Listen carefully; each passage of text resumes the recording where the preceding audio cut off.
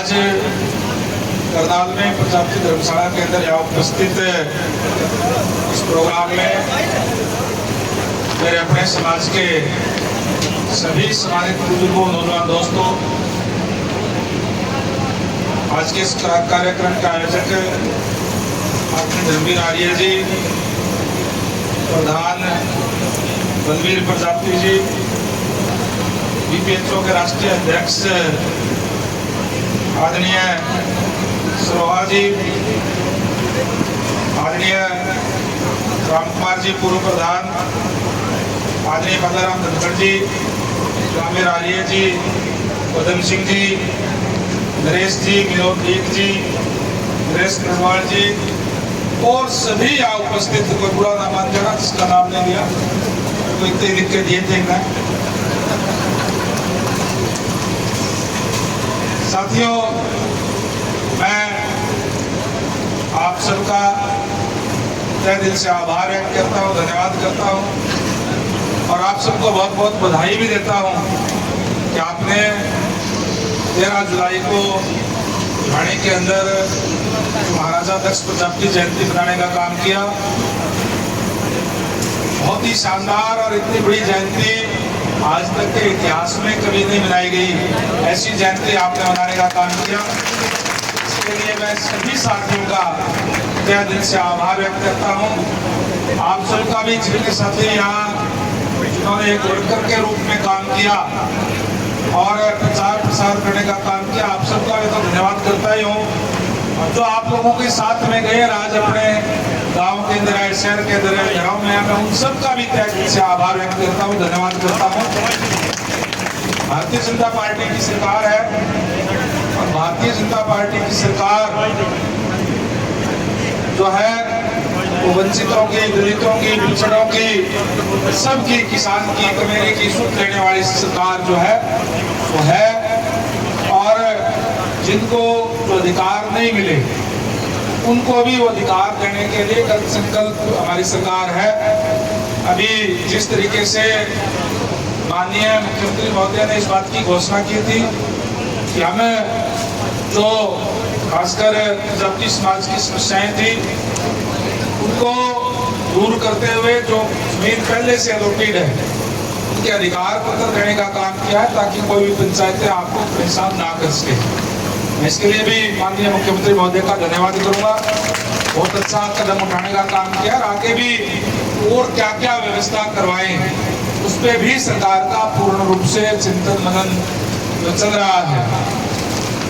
Bharatiya Janata party जो भी अपने संकल्प पत्र में कहती है उसको पूरा करने का काम करती है। जिस तरीके से अभी सरकार को बने हुए 1 साल भी पूरा नहीं हुआ है, बहुत सी मांगे जो पूरा करने का काम किया है।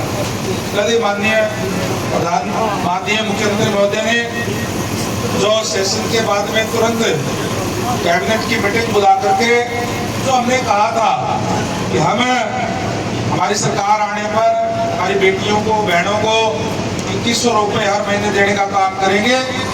कल कैबिनेट की मीटिंग बुला करके उस पर मोहर लगाने का काम किया है।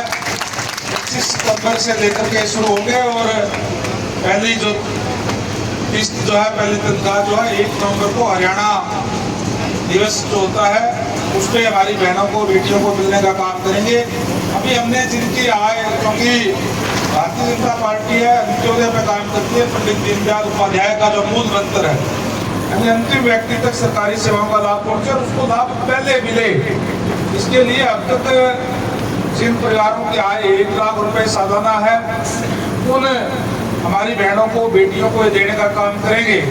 और स्वाभाविक है कि जब अंत्योदय में काम करें तो जो गरीब लोग हैं उनको सबसे पहले मिलेगा। इसलिए इन पात्र जो हमारी जो बहनें हैं वो लगभग 20 लाख के करीब होगी, उनको पहले दिया जाएगा। उसके बाद में 1,80,000 को दिया जाएगा। उसके बाद में फिर उससे ऊपर वालों को जो है दिया जाएगा। इस तरीके की व्यवस्था करने का काम किया है।